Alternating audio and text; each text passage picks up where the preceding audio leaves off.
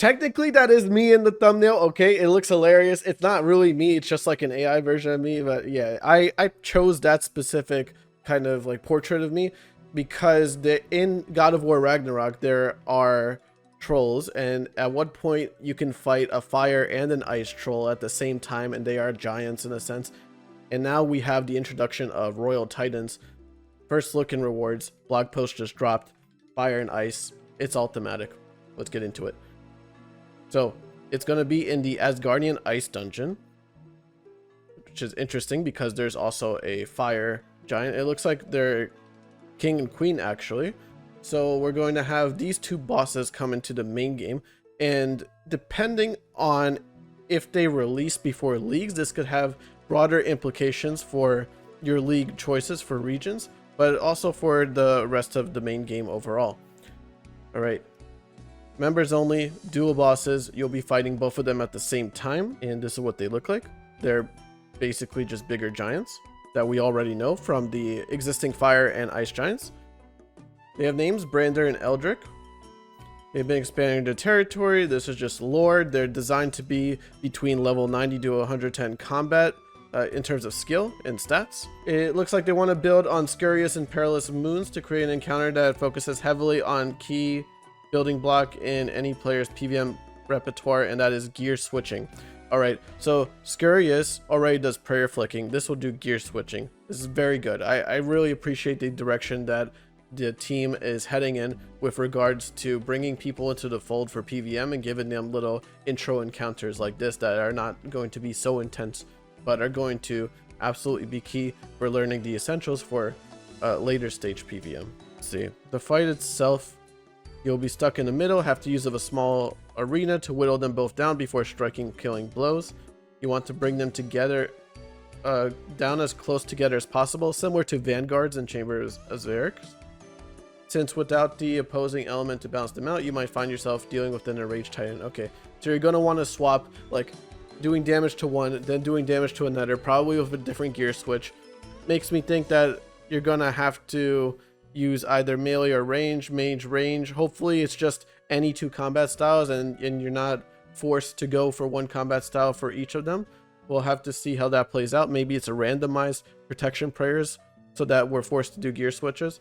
Or maybe it has a different mechanic overall for like the accuracy bonuses of your gear. Maybe that contributes to how much damage you could do to these giants.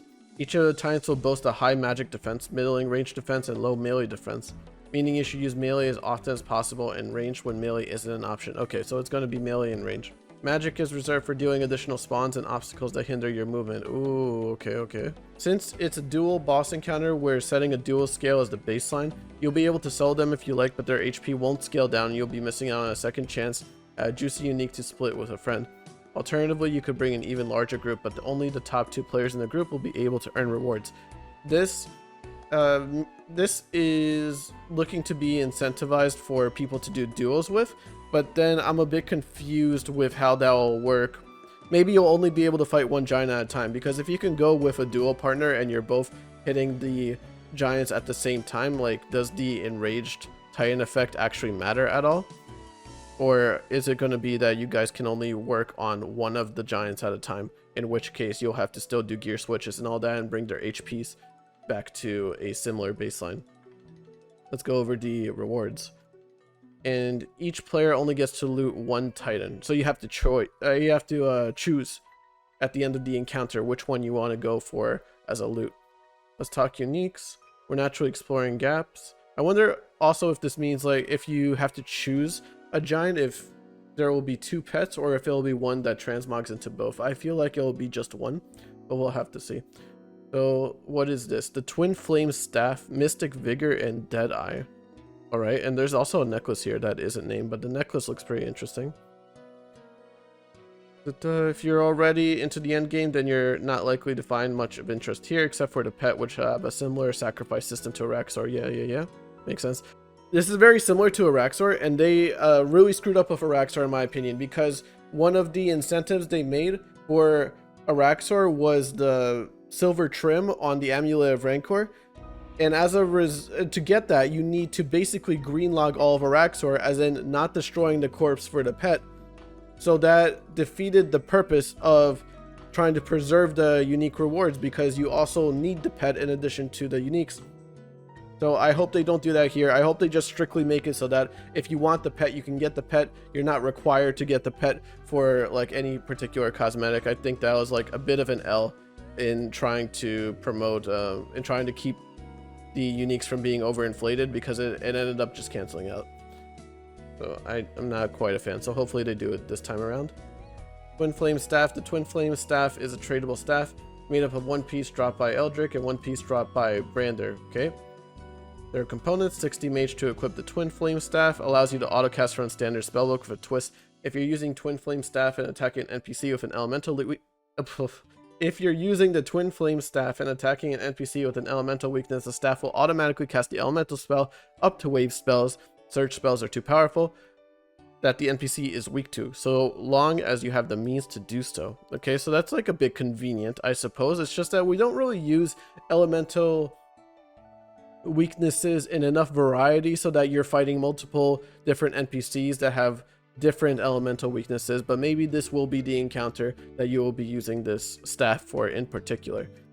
Unlike regular old spellcasting, Twin Flame will boast a 6-tick attack rate, which is pretty miserable. With the added effect of firing off a spell echo effect, you'll fire off 2 spells at once, though only your initial spell cast will use runes, with the second hit landing a tick after the first, dealing up to 40% of your maximum damage with the spell that you're using. This slower attack speed gives it a really weighty feeling, and also means the occasional miss tick is less impactful for players using it, putting it in an interesting position. But what does that actually mean? So you're basically doing like 2 attacks in one, and you're kind of like charging up in a sense. From a DPS perspective, it might be trickier. Look at this description and figure out where it says true. Generally speaking, the Twinflame Staff should outcompete the Trident of the Swamp until you're around 81 magic. This is really good. This is really good because Trident of the Swamp is like 87 Slayer to get with a Kraken task, and having this around just regularly being able to outcompete it is a very good in between until you get there. Assuming your target doesn't have an elemental weakness. So they're just saying that the staff is flat out better than the Trident until you're around like 81 magic without elemental weakness. To me, this kind of implies that with elemental weakness, you'll just have something literally better than the Trident, which is massive. That's like really good for Iron Man, in particular for the mid game. Let's see. The nature of elemental spell scaling compared to continuous scaling of charge staffs means that your DPS won't significantly increase past unlocking Fire Wave, encouraging you to continue fleshing out your gear progression. A solid choice at Zulrah. That's a good shout. So yeah, instead of like grinding for 87 Slayer and just getting the Trident from Krakens, you could just get this Twinflame Staff instead and just go to Zulrah right away. I really like this change. This is going to be really good. DPS graphs, what we saying? Okay, so just looking at a graph like this, it seems like the Twinflame Staff, the first thing over here with elemental weaknesses, things that have 100% weakness, straight up outcompete the Trident of the Seas. Like, it's just straight up better, and it's even better than Shadow, which is really odd. I didn't expect that at all. So against things with elemental weaknesses, it'll be better, but with things that have like 50% elemental weakness, the Twinflame Staff still, in this graph, it still outcompetes Trident of the Seas. So this is really good, especially if you're planning on doing content with things that have elemental weaknesses. It's very nice. All right, we're gonna go to untradeable prayer scrolls. To recap, our focus with Royal Titans is on gear switching. With this in mind, we like to explore untradeable prayer scrolls. These are going to be untradeable, and they grant players access to Deadeye and Mystic Vigor. It seems like Jagex is trying to compensate for the direction that the game is going in, with mainscape being a thing, meaning that for a main, it's not as rewarding for all these new content to come out because you could just buy the item, and then you don't really have an incentive to do the actual content and or progress your account by doing the content. I feel like they started doing this with Araxor when they decided to make it so that if you're a main account and you get the Araxite Fang to make the Amulet of Rancor, by capping the requirement to be 86 crafting or something like that, they're forcing mains to also get up their crafting, including me. Unlucky, but I did have to train crafting to make my rancors. So it's like a bit Iron Man-y, and I feel that they're going similar in the direction here. If you can't get something like Rigour or Augury, then you're going to want to do this because you can't just buy it from the Grand Exchange. You have to go get the actual prayer scroll. So it feels like over time they're trying to introduce these pieces of content that make that give mains that little bit taste of the Ironscape life. So I don't know how to feel about that necessarily, but this is the direction that they're going in. The new prayers are going to give people access to Deadeye and Mystic Vigor, serving as stepping stone prayers between Eagle Eye and Rigour, and Mystic Might and Augury respectively. Okay, so this is the in-betweens. This is really good, especially because chambers can be so ass and have such requirements to do efficiently or even just to get into it in terms of like gear progression. The existing jump between the likes of Eagle Eye and Rigour is huge, true. We believe there's space here that can give mid-game players more to work with while leaving Rigour and Augury as significant upgrades. Also good. It's good stuff. Okay, so this is more of the same. Let's look at the stats over here. So we have Deadeye. The scroll can be obtained from Eldrick, unlocking a level 62 prayer. So it is a higher prayer requirement regardless, even though it is basically Eagle Eye with a little bit of a buff. Level 62 prayer, which provides plus 18 range percent attack and strength and 5% defense. All right, so let's look at the table here and see how it compares. So we have Hawkeye and Rockskin. The only thing I'm really interested in are these first two columns: range attack, range strength. Hawkeye, it's 10. Eagle Eye is 15. Eagle Eye stays 15, and then with the defensive prayer. Now with this new prayer, Deadeye, you'll have 18 compared to 15, and Rigour is at 20. So it is very much an in-between, but it is significantly stronger than Eagle Eye and being very close to Rigour regardless. This is extremely good. This is extremely good for your account progression. And you could even use it with Steel Skin, so it's like you're not really missing anything at all. It's very close to Rigour actually. Then it has a 62 prayer requirement. It also has a drain rate. So it looks like it'll drain 1 point every 3 seconds without the defense part. This is actually really cool. I wish we could do this for the main prayers, Rigour and Augury. They are so expensive to use for prayer points. As you can see, it drains 1 point every 1.5 seconds compared to something that is more giving you the damage instead of the defense. Because a lot of the times you're praying against whatever you're fighting anyway. The defense doesn't really matter, but Rigour drains your prayer so heavily. Same with Augury in particular. So it'd be really nice to double my, or like get double the prayer points by reducing the amount of defense that I would have instead. I wish we could do this for Rigour and Augury. So this will be like a very close comparison, especially if you're not one who likes to camp prayers.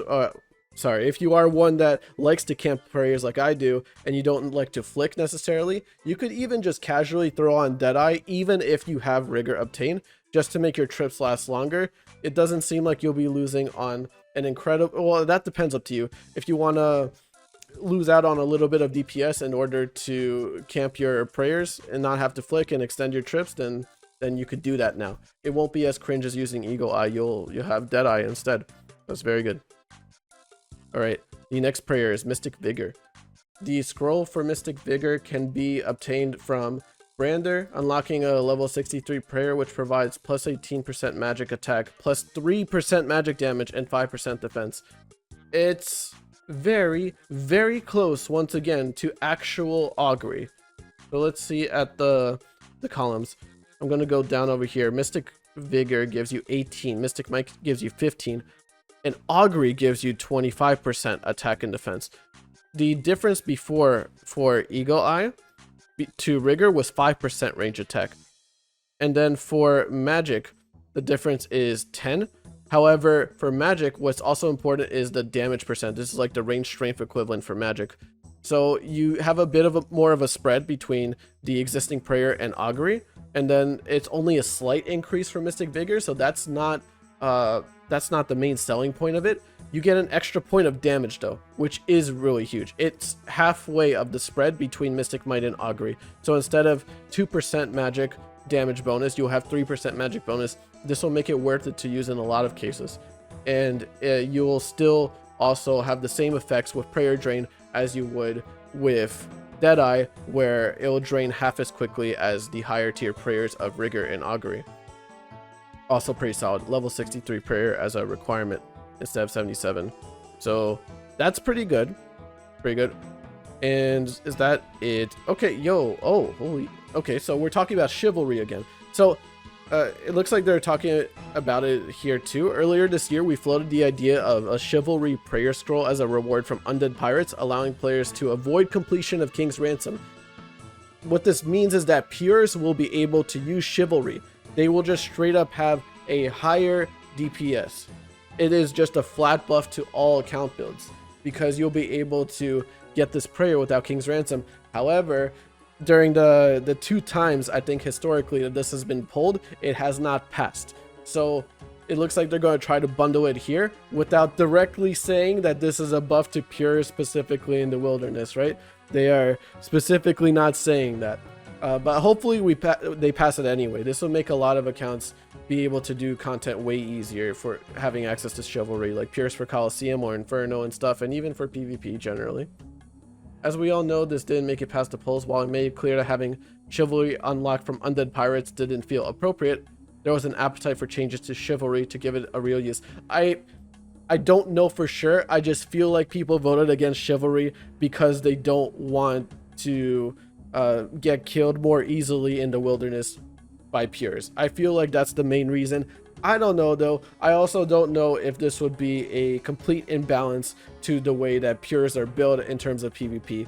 That is not in my scope. But yeah, I feel like this is just a bias towards PvP players. We'll see if it actually passes this time though. With Royal Titans and our proposals for Deadeye and Mystic Vigor, we believe that changes to Chivalry do make sense here. They make sense in general, but yeah, here too. So did they talk about having it being a prayer scroll? It doesn't say. Oh wait, Chivalry prayer scroll. So maybe it'll be like a shared drop between the giants, where it'll just be like a shared prayer scroll that can drop between either of them for Chivalry, and then you'll have it. But I don't see any unlockable stuff, so hopefully they'll clarify a bit more on that. But yeah, let's see what it is currently. Currently, Chivalry has 15% attack, 18% strength, 20% defense, and you need 65 defense to use it. 2 points per 3 seconds of drain. The proposed Chivalry is a buff, so it's an increase in attack, increase in strength, decrease in defense, and it'll have only a 60 prayer requirement, and the drain rate will be halved. And you could still use Steel Skin on top of that. Okay, so the thing with Chivalry and Piety right now is you can't use defensive prayers like Steel Skin alongside them. They just come with built-in defense prayer, whether you like it or not. I am a huge fan of all the changes in this blog with the direction of being able to choose if we want the additional defense through a separate prayer or not, as opposed to having just the DPS and a lower drain rate. I quite appreciate that. However, Piety will still have all that built in and require 70 defense. Chivalry comes extremely close for attack percentage. It's still a bit off for strength, naturally, as that would make sense.